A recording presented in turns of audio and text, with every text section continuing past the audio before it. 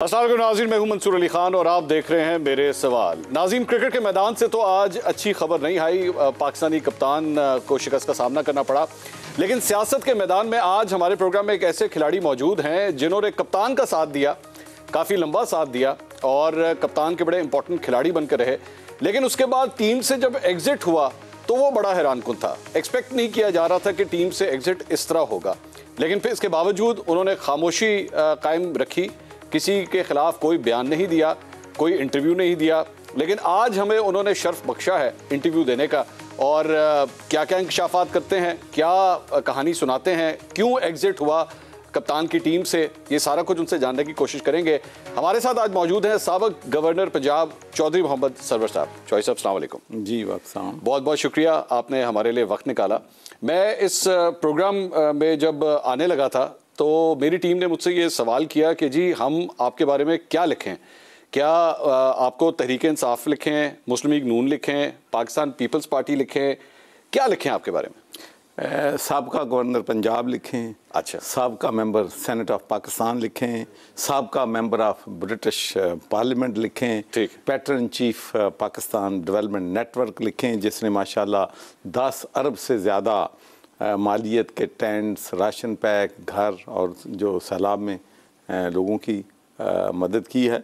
और सियासी तौर पर मैंने एक पहले अपनी एक बयान में कहा था कि एंड ऑफ दिसंबर तक मेरा पूरा फोकस जो है वो सैलाब ज़दगान की मदद है, ठीक है, उनकी ज़िंदगियों को आसान करना है। तो इस वक्त तो मैं अपना, आप मुझे न्यूट्रल या आज़ाद ही कह सकते हैं। न्यूट्रल जानवर होता है जो ऐसा भाई जी, फिर आप जो मर्जी कह लें। मैं नहीं समझता कि न्यूट्रल जानवर होता है, लेकिन ये आपके साबिक कप्तान जो हैं और मेरे कप्तान वो ये समझते हैं कि न्यूट्रल खैर जानवर होता है। लेकिन चौधरी साहब, बड़ा साथ दिया आपने इमरान खान साहब का, बड़ा आपने डेडिकेटेडली आप उनके साथ। गवर्नर का ओहदा बहुत बड़ा ओहदा होता है, कोई छोटा ओहदा नहीं दिया, उन्होंने भी आपको एक बड़ा अहम ओहदा दिया। लेकिन 3 अप्रैल को जब आपका एग्जिट हुआ, फवाद चौधरी साहब ने सुबह के वक्त एक ट्वीट की कि जी आपको आपके ओहदे से हटा दिया गया है। सरप्राइज थे आप? यस, ऑफ कोर्स सरप्राइज़ तो यकीनी तौर पर था। लेकिन मंसूर, मैं हमेशा इस बात पे बिलीव करता हूँ कि अल्लाह ताला के हर काम में बेहतरी होती है। ठीक है। तो मैं कभी इन हालात में बिटरनेस जो है मैं सियासत में कभी नहीं लाता। ठीक है। इख्तलाफ होते हैं, मुश्किलात होती हैं, चैलेंजेस होते हैं, और मुझे नहीं मालूम कि कौन से इश्यूज़ थे, क्या वजह थी कि उन्होंने ये फ़ैसला किया। हालांकि मैं तो तकरीबन 6 दफ़ा अपना ड्यूरिंग माई टेन्योर मैं रिज़ाइन करना चाहता था। 6 दफ़ा? 6 दफ़ा, कम से कम 6 टाइम, इसलिए कि आई वॉज नॉट कम्फर्टेबल। और इमरान खान साहब की हुकूमत में आप कंफर्टेबल नहीं थे? नहीं, इमरान खान की हुकूमत से मुझे इशू नहीं था, लेकिन मैं ये समझता था कि जिस डायरेक्शन में हमें जाना चाहिए, मिसाल के तौर पर मेरे लिए इंसाफ जो है वो सबसे बड़ा मेरे लिए है कि मैं ये समझता हूँ कि गरीब आदमी, कमज़ोर आदमी जब इंसाफ के लिए मारे फिरते हैं, अगर हम उसको इंसाफ नहीं दे सकते तो इतनी बड़ी कुर्सी पे मुझे बैठने का कोई हक जो है कहाँ इंसाफ नहीं? मिसाल के तौर पर मैं अभी परसों की फिगर्स ले लें, 105 औरतों पे तेज़ाब फेंकने के वाक़यात हुए। 6-6 साल की बच्चियां जो हैं वो रेप होती हैं और कोई उनको पूछने वाला नहीं है। बच्चे जो हैं वो अब्यूज़ होते हैं, औरतों के साथ डोमेस्टिक वायलेंस जो है होती है, और जितना ख़वातीन पे जुल्म होता है, और गरीब आदमी अगर उसका मर्डर हो जाए, उसके घर डाका पिट जाए, तो इंसाफ नाम की, अगर तो मुझे बता दें कि इंसाफ पाकिस्तान में नहीं, आप 6 दफ़ा जो रिज़ाइन करना चाह रहे थे, आपने कोशिश की थी ये सब कुछ करने की? तो क्यों नहीं? मैं गया था अपना जनाब शाह महमूद कुरैशी साहब के पास कि देखें ना जी, I have a purpose to come here, कि मैं कुछ डिलीवर करना चाहता हूँ इस मुल्क के लिए। तो मैंने शाह महमूद कुरैशी साहब से सेनेट के इलेक्शन से पहले मैंने उनको रिक्वेस्ट की कि शाह साहब, मैं कंफर्टेबल नहीं हूँ एज ए गवर्नर, कोई मेरा वहाँ पर जो है इतना काम नहीं है, तो अगर आप मुझे, मैं सेनेट के से ही जो है रिज़ाइन करके इधर गवर्नर बना था, तो आप मेहरबानी करें कि मुझे दोबारा सेनेट का टिकट जो है वो दिलवाएं, ताकि मैं अपना कोई इंटरनेशनल लेवल पे अपना कोई किरदार अदा करूँ। क्या जवाब मिला आपको? तो उन्होंने कहा बिल्कुल मैं आपको सपोर्ट करूँगा। अच्छा, फिर? तो बाद में फिर नहीं, अपना पार्टी ने समझा कि नहीं, मुझे गवर्नर के ओहदे पे ही। अच्छा, आपका चॉइस ऑफ जब एग्जिट हुआ था, आपके ऊपर एक इल्ज़ाम जो लगता है वो ये है कि आप उस्मान बुज़दार साहब का इस्तीफ़ा 6 दिन तक अपनी जेब में लेके आप घूमते रहे, आपने उसे एक्सेप्ट नहीं किया, जिसकी वजह से इमरान खान साहब या PTI को बड़ी मुश्किलात हो गई उस वक्त। देखिए, बात यह है कि ये बिल्कुल दुरुस्त बात है, क्योंकि बहुत से हमारे PTI के जो मिनिस्टर्स हैं वो इस बात पे बिलीव करते हैं कि मैं 6 दिन अपना रिज़ाइन जो है वो लेके अपनी जेब में फिरता रहा हूँ, और जिससे ताख़ीर हो गई और उस ताख़ीर की वजह से परवेज़ इलाही साहब अपने रिक्वायर्ड नंबर्स जो है वो पूरे नहीं कर सके। ये एक डेफिनेटली एक इल्ज़ाम है, लेकिन ये बात मैं रिकॉर्ड पे कह रहा हूँ, रिकॉर्ड पे, क्योंकि कोई चीज़ ऐसी तो नहीं है कि मेरे पास रिज़ाइन ना आया हो उसका सबूत ना। मेरे पास रिज़ाइन जो है 31 मार्च को रात को 11 बजे प्राइम मिनिस्टर साहब के दफ्तर से रात के 11 बजे मुझे मिला है। अच्छा, 31 मार्च को। ठीक। 1 अप्रैल को मैं था उधर अपने प्राइम मिनिस्टर हाउस। ठीक है। और मैंने फ़ौरन जनाब अपनी पार्टी के कहने पर रिज़ाइन किया, और उसके बाद फिर उन्होंने कहा कि अगले दिन का इजलास बुलाओ, मैंने अगले दिन का इजलास भी बुला लिया। ठीक। तो इसलिए ये जो इल्ज़ाम है इसमें सच्चाई नहीं, लेकिन आप बतौर गवर्नर उस वक्त आपने वो जो रेजिग्नेशन लेटर था उसके ऊपर भी बड़ी कंट्रोवर्सी हुई थी कि वो इमरान खान साहब के नाम लिखा हुआ था, आपने उस पर एतराज़ नहीं किया? देखिए, जब आप के पास रिज़ाइन रात को आता है और प्रॉपर प्रोसीजर, इसलिए मैं कहता हूँ कि जब आप प्रॉपर प्रोसीजर्स अडॉप्ट नहीं करते तो उससे फिर कोई ना कोई नेग्लिजेंस हो जाती है। देखिए ना, सपोज टू भी तो ये पर रिज़ाइन जो है पहले मेरे चीफ जो था, मेरा अपना जो मेरा सेक्रेटरी है उसके पास जाना चाहिए था, वो इसको वेरीफाई करता कि भाई ये रिज़ाइन मेरे नाम है, इसमें कोई इशू तो नहीं है। लेकिन हुआ तो ये कि रिज़ाइन आया है, हम रिज़ाइन लेके उधर चले गए हैं अपना, और उस पर मैंने दस्तखत कर दिए हैं, और वो अनइंटेंशनली वो जो है वो हुआ है। नहीं, लेकिन वो बाद में, लेकिन उसलिए आपके बाद जो गवर्नर बने उन्होंने कहा कि जी ये तो गैर आईनी काम हुआ है, ये तो सिग्नेचर ही मैं समझता हूँ कि इसलिए कि उसको अगर गैर आईनी होता तो कोर्ट इसको स्ट्राइक ऑफ कर देती है। लेकिन चूंकि मैंने बुज़दार साहब को बुला के उससे वेरीफाई किया था। अच्छा। कि मैंने कहा कि उस्मान ये आपका मतलब इस्तीफ़ा है, आप इस्तीफ़ा दे रहे हैं? उन्होंने कहा जी मुझे प्राइम मिनिस्टर हाउस से इंस्ट्रक्शंस हैं कि वो आपको बताऊं कि मेरा रिज़ाइन जो है एक्सेप्ट कर लिया जाए, ये मेरा। ठीक। तो उसके बाद बात ख़त्म हो जाती। ठीक, उसके बाद बात ख़त्म हो जाती। तो लेकिन जब आपको चॉइस ऑफ रिमूव किया गया तो उस वक्त आपने लीडरशिप से पूछा नहीं कि ये क्या किया आप लोगों ने, क्यों किया ये? कोई राब्ता इमरान खान साहब से? नहीं, कोई मेरा राब्ता जो किसी और पार्टी लीडरशिप से नहीं। मैंने जो है अपना, इसलिए नहीं, मुझे अभी कोई रिज़ाइन देने में, जब मैं खुद नहीं, रिज़ाइन तो नहीं, आपको तो रिमूव किया गया। नहीं, मैं अर्ज़ करूं कि जब जब यकम को मैंने कहा कि सर अगर आप मुझसे मुतमईन नहीं हैं तो मुझसे रिज़ाइन ले लें। क्यों ये कहा आपने? इसलिए वहाँ पर थोड़ी सी थी अपनी हो गई आर्गूमेंट, तो मैंने कहा सर नहीं मुतमईन तो मुझे रिज़ाइन ले लें। नहीं, मुतमईन क्यों नहीं? आपने कहा आपने इस्तीफा तो एक्सेप्ट कर लिया था, तो फिर नहीं, उसमें बस थोड़ा सा एक था इशू, स्मॉल इशू, जो कि मैंने अपनी प्रेस कॉन्फ्रेंस में कहा। अच्छा। इशू ये था कि जो इस्तीफ़ा है ना जी, उसका एक एक्सेप्ट करने का तरीक़ाकार है कि इस्तीफ़ा जो है वो मेरे पास आता है, फिर मेरा जो प्रिंसिपल सेक्रेटरी है उसके पास जाता है वो फिर लॉ डिपार्टमेंट को भेजता है, लॉ डिपार्टमेंट जो है वो चीफ सेक्रेटरी को भेजता है, ठीक है। चीफ सेक्रेटरी फिर नोटिफिकेशन करता है कि इस्तीफ़ा एक्सेप्ट कर लिया जाता है, ठीक है। उसके बाद जब पार्लियामेंट का इजलास होना होता है तो उसके लिए एक समरी आती है, ठीक है। समरी आती है अपनी, वो प्रोसीजर अडॉप्ट नहीं किया गया। वो प्रोसीजर मैं चाहता था कि बेशक मैं कल ही बुला लूँ इजलास, लेकिन वो प्रोसीजर अडॉप्ट कर लूँ, मेरा अपना था। ठीक है। मैंने कहा कि वो प्रोसीजर हम अडॉप्ट कर लूँ, नहीं अभी करो। मैंने कहा उन्होंने किन्होंने? वो पार्टी ने। पार्टी में कौन कौन थे? सारे सभी थे वहाँ, असद उमर साहब थे, परवेज़ खटक साहब थे, शाह महमूद कुरैशी साहब थे। उन्होंने कहा कि जी आप इसी प्रोसीजर से करें जो आपको कहा जा रहा है। मैंने कर दिया, फिर भी मैंने कर दिया, इसलिए पार्टी का जो ऑर्डर था उसको मैंने तस्लीम किया। अब मैं ये कह सकता हूँ, या लोग अगर आपको पहचानना चाहें तो कह सकते हैं कि अब आप तहरीक इंसाफ में नहीं हैं? देखिए जी, मैं तो मेरा ख्याल है आपने पहले जब मैंने कह दिया कि आज़ाद हूँ, क्योंकि ये अगला जो क्वेश्चन है ना मेरा वो इसके साथ रिलेटेड है, इसको पहले क्लियर कर लें। देखें, मैं तो आपको पहले बता दिया कि अब मैं न्यूट्रल, आज़ाद पेंशन न्यूट्रल। और उसने न्यूट्रल की आपने डेफिनेशन भी बड़ी खतरनाक दे दी। नहीं, मैं इसलिए वो सवाल मेरा ख्याल बनता नहीं दोबारा। अगर तो आप न्यूट्रल हैं फिर तो आप बिल्कुल ही पाकिस्तान तहरीक इंसाफ के साथ नहीं है ना, ये तो फिर मैं इसको भी इस तरह कह सकता हूँ। देखिए, सियासत में कोई चीज़ भी आप रूल आउट नहीं कर सकते। सियासत में आपको सारी ऑप्शन जो हैं वो ओपन। कितना टाइम चॉइस अब लगाया तहरीक इंसाफ में आपने? मैंने तहरीक इंसाफ में मैं गया था फरवरी 2015 में। अच्छा, और तो मैंने अपनी जितनी भी मेहनत मैंने कर सकता था पार्टी की। 7 साल तकरीबन। कैसे रहे 7 साल? बस बड़ी अपनी दयानतदारी के साथ, ईमानदारी के साथ मेहनत की, वर्कर्स की जितनी भी खिदमत कर सकते थे, जितनी इज़्ज़त कर सकते थे उनकी भी की। लेकिन इशू असल में जो है ना मंसूर अली, इशू हमारा जो भी, जब तक हम पार्टियों में जमहूरियत नहीं लेके आएंगे। तहरीक इंसाफ में जमहूरियत नहीं है? किस पार्टी में जमहूरियत है? नहीं, लेकिन तहरीक इंसाफ में तो हमें खान साहब ने यही कहा कि यहाँ बाकी सारी बादशाहत है, यहाँ जमहूरियत है। नहीं, किसी पार्टी, मुझे बताएं कि कब इलेक्शन हुए हैं तहरीक इंसाफ में, कब इलेक्शन हुए हैं नून में, कब इलेक्शन हुए हैं पीपल्स पार्टी में, कब इलेक्शन हुए हैं किसी और पार्टी में?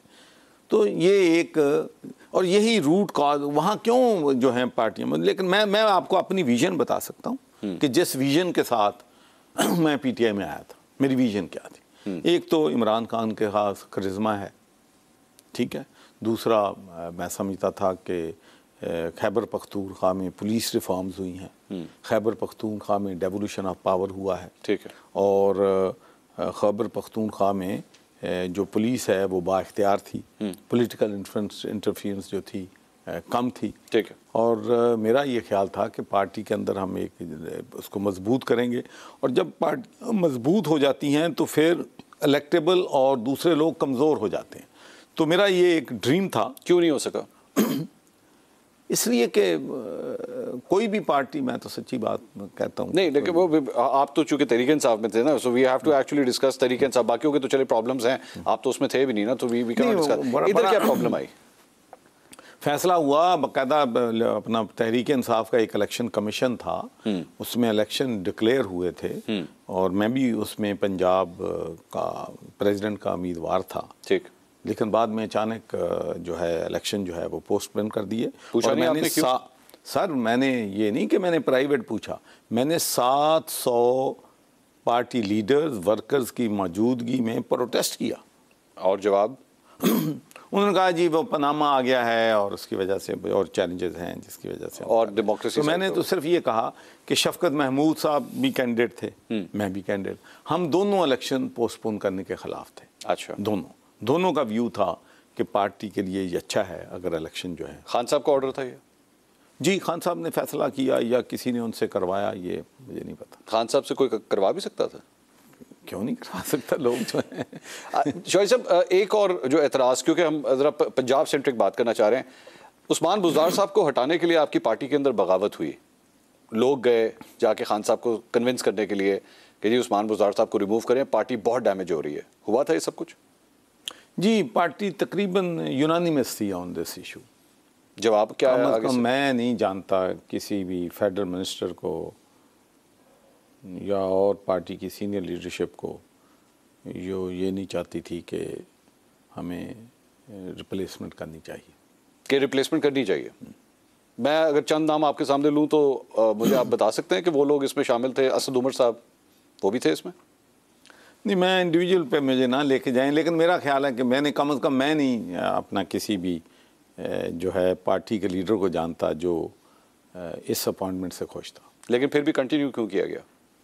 पार्टी लीडर है, उनका फैसला। देखें, असल इशू जो है, हम असल इशू की सर मुझे हैरानगी इस बात की हो रही है कि आप मुझे कह रहे हैं कि पार्टी में डेमोक्रेसी नहीं थी। मैं ये कह रहा हूँ आपसे, मैं जो आप बात से कह रहा हूँ कि यही हमारे मसाइल की जड़ है, जो चीज़ें हमारे मसाइल की जड़ हैं। मुझे देखें, जिसने 40 साल बरतानिया में पॉलिटिक्स की है और वहाँ पर अफेक्टिव किरदार अदा किया है, एक शेल्फ पैकर से लेके शेल्फ पैक करके अपना बिजनेस जो है मैंने मल्टी-मिलियन पाउंड बिजनेस वहाँ पर इस्टेब्लिश किया है।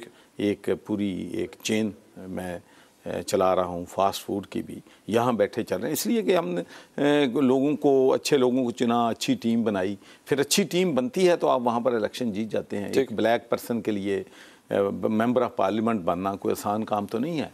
लेकिन शौकत साहब मेरा एक्चुअली जो क्वेश्चन है जो सरफाना जी मैं भी आपको उसी तरफ लेकर आ रहा हूँ, वो ये है, इमरान खान साहब कहते हैं 26 साल की मेरी पॉलिटिक्स है, 26 साल का मेरा एक्सपीरियंस है। पार्टी की लीडरशिप के बारे में आप कह रहे हैं कि वो उस्मान बुज़दार साहब से खुश नहीं थे, और मेन सेंट्रल लीडरशिप की आप बात कर रहे हैं वो खुश नहीं थे। बरतानिया की भी आपने एग्जाम्पल दी, वहाँ पर आपने नोट किया किस तरह प्राइम मिनिस्टर चेंज हुए, क्योंकि लोग अगर नहीं खुश थे, वोटिंग उनको नहीं मिल सके, वोट्स नहीं मिल सके, the prime minister was replaced. यहाँ पे पार्टी के अंदर सीनियर लीडरशिप नाराज है, खुश नहीं है। मैं भी जानता हूँ पार्टी के वर्कर उस्मान बुज़दार साहब से खुश नहीं थे। उस्मान बुज़दार साहब की ये पोजीशन हो चुकी हुई है कि आज पंजाब के अंदर किसी इलेक्शन के अंदर उस्मान बुज़दार का चेहरा आप पोस्टर के ऊपर नहीं लगा सकते। यानी फिर पार्टी के अंदर वन मैन रूल ही था ना। फिर इमरान खान साहब ही सब कुछ डिसाइड कर रहे थे। पार्टी में नहीं है, सब में है। तो फिर यही मैं कह रहा हूँ ना कि आप एक पार्टी को ना बनाए ना, आपका ताल्लुक तरीके इंसाफ से नहीं, मेरा ताल्लुक, लेकिन मैं ये कहता हूँ कि आप लेवल, मैं कहता हूँ कि लेवल प्लेइंग फील्ड है ना। मैं समझता हूँ कि तमाम जमहूरी, जब मैं ये कहता हूँ कि तमाम पार्टियों में हमें जमहूरियत को लेके आना चाहिए। दूसरी बात, हम बरतानिया की, हर पॉलिटिशियन बरतानिया की मिसाल देता है कि जी हमने बरतानिया की वैल्यूज़ ये हैं, मदर ऑफ डेमोक्रेसी है, सारा कुछ। और मैं आपको ये बात यकीन से कह सकता हूँ कि हम 30% उन वैल्यूज़ पे, जिस तरीके से वहाँ पे अकाउंटेबिलिटी है, ट्रांसपेरेंसी है, इलेक्शन का प्रोसीजर है, पार्टी के इलेक्शन होते हैं, पार्टी की पॉलिसी बनती है, कैंडिडेट सेलेक्ट होते हैं, 30% कर लेते तो पाकिस्तान तहरीक इंसाफ इस मुल्क में 20 साल हुकूमत करती। और सबसे बड़ी बात यह है कि जो आम टैलेंट है इस पार्टी में, मैं आपको एक बात यकीन से कहता हूँ कि इस पार्टी में देखें, अब बरतानिया जैसे मुल्क में, अमेरिका जैसे मुल्क में यूथ पार्टी से एंगेज नहीं करता।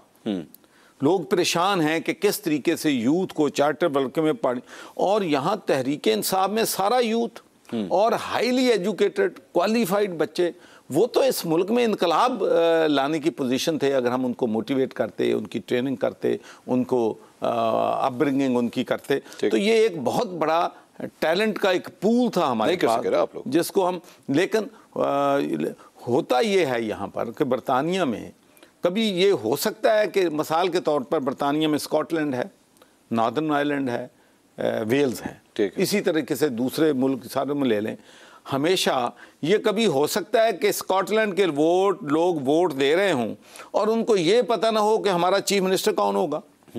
कंजर्वेटिव पार्टी अगर जीतेगी तो उनको पता है कि फलां हमारा चीफ मिनिस्टर है, स्कॉटिश नेशनल पार्टी जीतेगी तो उनको पता है हमारा। एक अज़राए मज़ाब की एक बात तो बताइए, 2018 के जब इलेक्शन हुए थे और अभी पंजाब के अंदर चीफ मिनिस्टर अनाउंस नहीं हुआ था, आपको पता था कि उस्मान बुज़दार चीफ मिनिस्टर होंगे? ख्वाबों में भी नहीं था।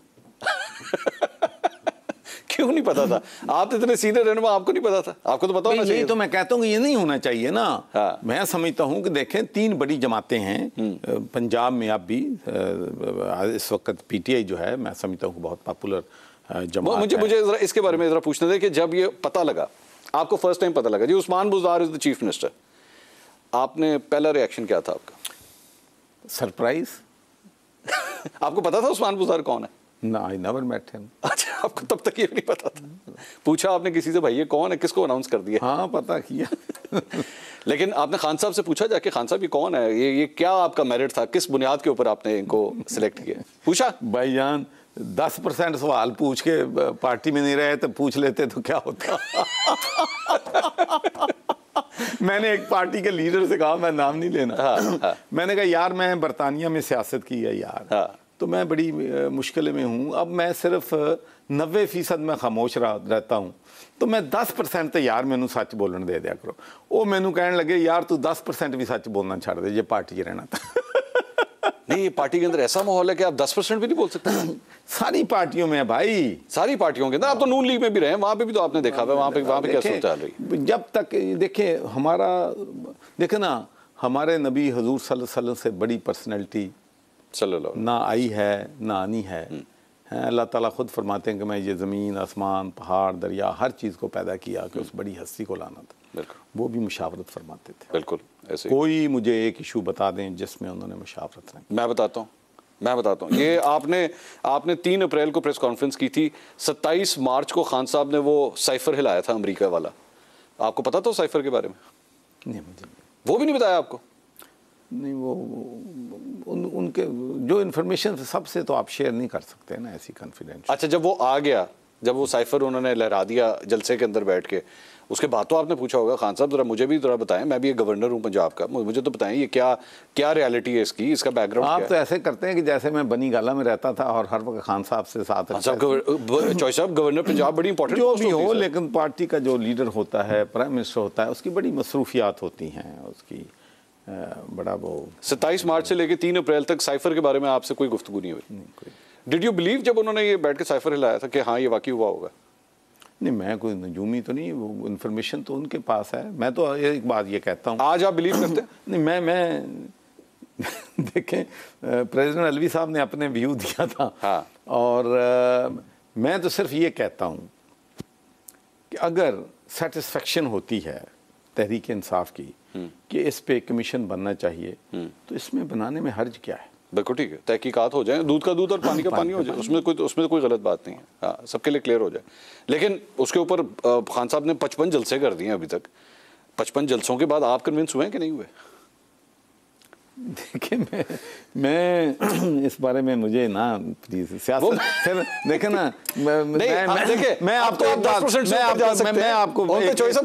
एक बात बताना चाहता हूँ। मैं क्यों आपको इंटरव्यू दे रहा हूँ? मैंने आपका वीलॉग देखा, अच्छा, जिसमें आपने कहा मुझे और अपना क्या कि मेरी और जनाब जो है जहांगीर तरीन हम कोई पार्टी शायद बना रहे हैं। होल्ड योर थॉट्स हियर, मैं चाहता हूँ इस पे आप डिटेल से बात करें। एक मुझे ब्रेक का कहा जा रहा है, मैं आपको इंटरप्ट नहीं करना चाह रहा, ये मत समझिएगा कि मैं बात को दूसरी तरफ लेके जा रहा हूँ, यहीं से कंटिन्यू कीजिएगा बिकॉज लोग सुनना चाहेंगे आपकी इस बात को।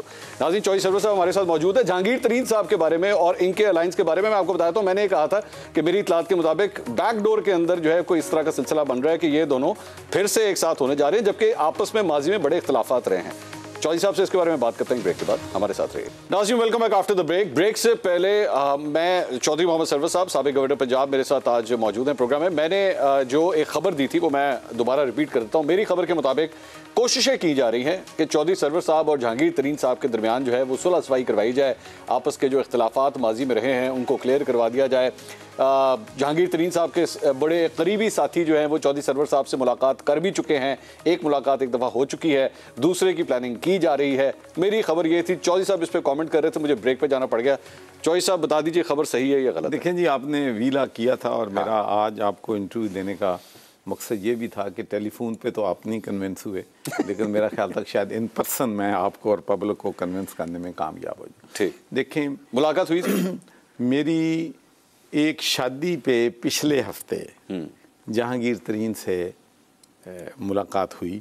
शादी मुलाकात तो नहीं, शादी में जो वैसी हो गई। तो मैंने जहांगीर तरीन से कहा कि भाई, खबरें चल रही हैं कि मैं और आप इकट्ठे मिलकर कोई पार्टी बना रहे हैं, तो आपने तो मुझे 3 अप्रैल जब मेरी रुखसती हुई मेरा हाल भी नहीं पूछा। अच्छा, तो चलो एक मुलाकात कर ही लें कि चलो लोगों ने चलो शक तो ना आवे ना साडा। ठीक है, ठीक, मजाक उनके साथ किया। देखें, ऑन जवाब क्या था?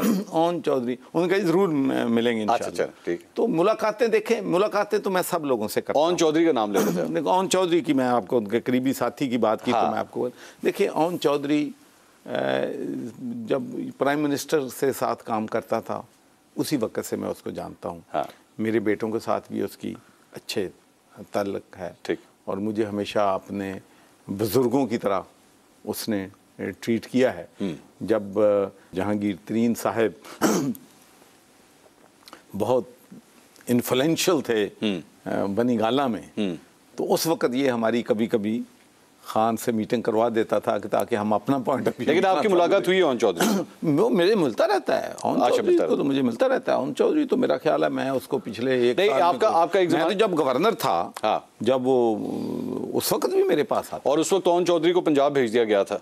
नहीं, पंजाब जब खान साहब ने हलफ जिस दिन उठाना था पंजाब भेज दिया गया। पंजाब के बाद भी जब फारूक हुआ है, तब भी मुलाकात, तब भी मुझे मुलाकात। और मैंने कभी उसको बुरा मशवरा नहीं दिया, मैंने हमेशा उसको मशवरा यही दिया है कि जिस पार्टी के साथ आप रहे हैं उस पे हम एक हद तक जो है वो तनकीद करें, और कभी भी मैं किसी को ये नहीं एडवाइस करूंगा। देखें, बहुत सी चीज़ें होती हैं जो कॉन्फिडेंशियल होती हैं, जो कोर कमेटी की मीटिंग में होती हैं, दूसरी होती हैं। लेकिन चौधरी साहब, एक चीज़ जो कॉन्फिडेंशियल नहीं थी, आपने मुझे, जब आप गवर्नर थे, मुझे आपने एक इंटरव्यू दिया था और उसमें मैंने आपसे जहांगीर तरीन साहब के हवाले से सवाल किया था कि जहांगीर तरीन साहब का बड़ा इन्फ्लुएंस हो गया है पार्टी के अंदर, तो उस पर आपने मुझे जवाब दिया था कि असी अगर जहांगीर तरीन ने सब कुछ करना तो असी इत्थे आलू छोले बेचन नहीं आए। तो उससे ये तासुर आया था कि आपके और जहांगीर तरीन साहब के दरमियान काफ़ी कोई खलीज आ चुका है। अब वो खलीज ख़त्म हुआ है या अभी भी वैसे ही? देखा, मैं आपको एक बात बताऊं, I am the victim of internal party rift. अच्छा। कोई मैं तो इनोसेंट था। मुझे पार्टी के अंदर ये जो एक दूसरे के साथ, क्योंकि हम जो मैं समझता हूँ कि जिसको सबसे ज़्यादा पार्टी को डैमेज किया है कि जब हम सुबह, जब मैं पार्टी में था भी, तो उस वक्त जब हम सुबह उठते हैं ना, तो हम अपनी पार्टी के बंदे को टारगेट करते हैं बजाय इसके कि हम टारगेट नून को करें या पीपल्स पार्टी को। ऐसा क्यों? बस पार्टी के अंदर एक जिस तरीके से पीपल्स पार्टी के लोग हैं, they are just like one family, एक दूसरे को प्रोटेक्ट करते हैं, एक दूसरे को रिस्पेक्ट करते हैं, एक दूसरे को नाइफ नहीं करते। इसी तरह से नून के लोग भी थोड़ी बहुत है उनमें भी, लेकिन उस हद तक नहीं है जितनी पाकिस्तान तहरीक इंसाफ में है। जब मैं आया तो उस वक़्त मैं हो गया नत्थी जहांगीर तरीन साहब के साथ। उसकी वजह से फिर सारा जो शफकत महमूद साहब थे, नईमुल हक साहब थे, शाह महमूद कुरैशी साहब थे, हामिद खान साहब थे, ये जितना भी एंटी उनके ग्रुप था, ज़ाहिर को मुझे भी वो देखने लग गया कि सस्पिशियस से नज़रों से। लेकिन मैं, आपने तो शाह महमूद कुरैशी साहब के साथ एक बड़ी अहम प्रेस कॉन्फ्रेंस की थी। नहीं, मैं तरीन साहब के खिलाफ नहीं, वो बात की बात। अच्छा, ये शुरू की दुश्मनी है। शुरू में शफकत को ये सपोर्ट कर रहे थे। अच्छा। मुझे जहांगीर तरीन सपोर्ट कर रहे थे। अच्छा। ये हमारा ग्रुप था। अच्छा। उसके बाद इन्होंने जाके शाह महमूद के साथ, दूसरों के साथ मुझे इग्नोर करके सुलह कर ली। अच्छा। तो फिर मैंने कहा कि अगर तुमने सुलह कर ली तो मेरी क्या कोई दुश्मनी है, शाह महमूद कुरैशी ने भी सुलह कर ली। अच्छा। सो तो फिर मैं नत्थी हो गया शाह महमूद ग्रुप के नाल। सो मैं इस विक्टिमाइजेशन च ही मारिया गया। हामिद खान साहब के साथ भी आपकी काफ़ी दोस्ती थी? जी, हामिद खान की मैं रिस्पेक्ट करता हूँ, ही इज़ ऑनरेबल मैन, लेकिन उनको भी पार्टी पे साइडलाइन कर दिया जो उसके दिल की बात होती है वो दिल की बात कर देता है। तो मैंने कभी भी। अच्छा, वैसे चौधरी साहब, आप चूँकि काफ़ी चीज़ें बता रहे हैं, पिछले 24 से 48 घंटे के अंदर भी चंद डेवलपमेंट्स हुई हैं, ज़रा उस पर भी रोशनी डालिएगा। आपने डेमोक्रेसी के हवाले से तो बता दिया कि पार्टी के अंदर कितनी को डेमोक्रेसी है, लेकिन खान साहब के ऊपर बड़े संगीन किस्म के इल्ज़ामात लगे हैं। तोशाखाना केस के अंदर इलेक्शन कमीशन ऑफ पाकिस्तान ने उनके खिलाफ फैसला दिया और उनको नाअहल करार दे दिया गया। फैसला ठीक हुआ है आपकी नज़र में? देखें, मैं कौन होता हूँ कहने वाला ये ठीक है गलत। मैं सिर्फ अपनी आपको एक मिसाल देता हूँ कि जब मैं मेंबर ऑफ पार्लियामेंट बना तो मेरे ख़िलाफ़ जितने खान साहब के ख़िलाफ़ केसेस हुए उससे भी ज़्यादा थे। अच्छा। और मेरा जो क्यूसी था, क्वींस काउंसिल, यहाँ बैरिस्टर कहते हैं, वहाँ क्वींस काउंसिल, उसने मुझे एक नसीहत की थी कि आपने जो केस है ये क्रिमिनल केस है और आपने सियासी तौर पे इस केस को नहीं लड़ना, लीगल बेसिस पे लड़ना है। ठीक है। और मैं अगर उनकी एडवाइस ना मानता तो I would be in a big trouble in UK. अच्छा। मैंने एक मेरा साया भी मेरे साथ नहीं था। टीवी अखबारों पे मेरी रोज़ धूड़ निकालते थे, ये गलत इसने कर दिया, ये कर दिया, लेकिन मैं कहता था नो कमेंट, सब्जुडिस मैटर है, कोर्ट में जाएगा। तो मेरे क्यूसी ने कहा कि अगर कोर्ट में अगर आप इलेक्शन जीत जाएंगे तो फिर पिछली सारी चीज़ें ख़त्म होकर आप फ्लाई हाई। ओके। तो मैं यही कहना चाहता हूँ कि अब इलेक्शन कमीशन ने फैसला किया है, हाई कोर्ट में जाना है, सुप्रीम कोर्ट में जाना है, तो एक लंबा रास्ता है उसमें। अच्छा, खान साहब तो इसको सियासी तौर पे लड़ रहे हैं। खान साहब ने तो चीफ इलेक्शन कमिश्नर की जो है वो इज्जत की धज्जियां उड़ा के रख दी पिछले 3 हफ्ते के। मैं तो जी अपना पॉइंट ऑफ व्यू दे सकता हूँ। मैं तो देखो ना, मेरा तो पॉइंट ऑफ व्यू ये है कि मैं अपना प्रेसिडेंट ऑफ पाकिस्तान से बिल्कुल 100% एग्री करता हूँ। नहीं, लेकिन जो है खान साहब इस टेकिंग जो है, मेरा ख्याल है कि ये जो रिजाइन दिए हैं असेंबली से, मेरे ख्याल में नहीं देने चाहिए थे। अच्छा, दिस इज माय व्यू। देखो ना जी, 2 की उनके पास अक्सरियत थी, किसी वक्त भी ऐसे हो सकता है। आप फिर जितनी भी अपॉइंटमेंट हुई हैं उनमें एमक्यूएम बड़ी नाराज हुई है आजकल। एमक्यूएम की तरफ से भी किसी वक्त भी कोई भी तादी छोड़ सकता था। इसीलिए तो मैं कहता हूँ कि मुशावरत का अमल नहीं। मैं कम अज कम कोई जितने भी एमएनए हैं पीटीआई के, मैं नहीं किसी एक को मिला जो इस बात के हक में हो कि हमें रिजाइन करना चाहिए। चौधरी साहब, इस सारी चीज़ में इमरान खान साहब को अगर उनकी पॉलिटिक्स को उठा के देखें, उन्होंने एक रिज़ाइन के बारे में आपने कहा उनको नहीं करना चाहिए था, दूसरा उन्होंने तमाम इदारों को भी हिट किया है, तौहीन अदालत के केस का खुद भी सामना किया, फ़ौज को भी वो टारगेट करते हैं, एस्टैब्लिशमेंट को भी वो टारगेट करते हैं, इलेक्शन कमीशन ऑफ पाकिस्तान को भी वो टारगेट करते हैं, असेंबलियों को वो कहते हैं ये जाली है, मैं मानता नहीं। कासिम सूरी साहब ने बैठे जितने MNA थे उन्होंने कहा कि जनाब इन सब ने जो है वो गद्दारी की है। Is this style of politics good for the country? देखिए जी, मैं तो हमेशा कन्फ्रंटेशन की पॉलिटिक्स के ख़िलाफ़ रहा हूँ। मैं समझता हूँ कि पार्टियों के अंदर मुज़ाकरात होने चाहिए। पार्टियों को देखें, असल इशू ये है कि हमें ये देखना है कि हमारे मसाइल की जड़ क्या है, हमारे मसाइल का हल क्या है। सबसे बड़ा मैं इशू जो समझता हूँ कि इस मुल्क में 500 ख़ानदान हैं जो जब से पाकिस्तान बना है इस मुल्क पे हुकूमत कर रहे हैं। मुझे कोई शख्स आके बता दे कि अब इलेक्शन जो है कोई गरीब आदमी या इवन मिडिल क्लास का आदमी, this is now not the millionaires club, it's a billionaires club. इसमें जो बिलियनियर है वही इलेक्शन अब लड़ सकता है। तो अब इस सिस्टम को तब्दील करना पड़ेगा। जब तक ये सिस्टम है, ये पैसे वाले लोग जो हैं वो आएंगे। जितनी मर्जी पार्टी मकबूल होगी, अगर उसका पार्टी का कैंडिडेट पैसा नहीं लगा सकेगा तो नहीं जीतेगा। तो मैं तो ईमानदारी के साथ इस नतीजे पे पहुंचा और हमने एक बहुत से दोस्त 20-25 दोस्तों का, लाइक माइंडेड दोस्तों ने मीटिंग्स भी की है, इंडिविजुअल्स के साथ भी की है और इंशाल्लाह बहुत जल्द हम एक पाकिस्तान सिटीजन बिलियनर्स क्लब की चूंकि चौधरी साहब ने बात की, पाकिस्तान तहरीक इंसाफ के चंद हलकों की जानिब से चौधरी साहब के ऊपर एक और इल्ज़ाम लगता है और वो ये है कि इनकी एक सर्वर फाउंडेशन है जिसने बड़ा फलाही काम भी किया है। उसके हवाले से भी चौधरी साहब के ऊपर इल्ज़ामात लगते हैं कि जनाब आपकी सारी कॉन्संट्रेशन जो थी वो उसी तरफ थी, आपको हुकूमत साजी के हवाले से या हुकूमत के कामों के हवाले से आपने उस तरह ध्यान नहीं दिया बतौर गवर्नर। इसके बारे में भी चौधरी साहब से सवाल करते हैं ब्रेक के बाद। हमारे साथ रहिए। नाज़रीन, welcome back after the break. साबिक़ गवर्नर पंजाब चौधरी सरवर साहब आज हमारे साथ मौजूद हैं। चौधरी साहब, एक इल्ज़ाम जो आपके ऊपर लगता है वो ये है कि सर्वर फाउंडेशन के नाम से आपकी एक फलाही तंजीम है और बतौर गवर्नर आपकी तमाम तर कंसंट्रेशन जो थी वो उस तंजीम के कामों के ऊपर थी। आपने पानी के सिलसिले में भी एक अथॉरिटी बनाई थी, आपकी सारी कंसंट्रेशन जो है वो वहाँ पर थी। हुकूमत के जो काम या तहरीक इंसाफ के जो काम होने चाहिए थे आपका ध्यान उस तरफ नहीं था।